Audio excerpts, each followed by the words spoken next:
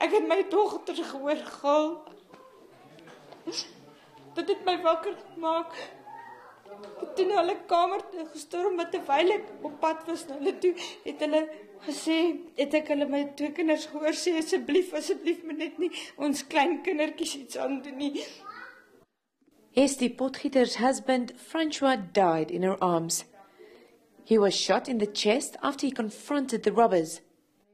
In the early hours this morning, just before 3, the window was broken whereby the suspects get entrance into the house.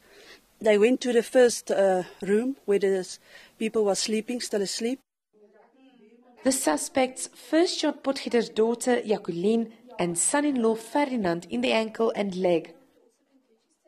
Their children, who slept in the room with them, witnessed the attack.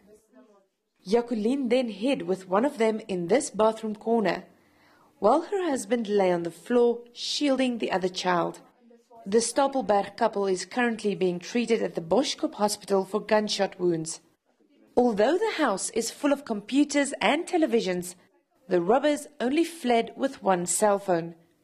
The family is still in shock. Police are investigating a case of murder, attempted murder and robbery with aggravating circumstances. Mia Willemse, Boschkop.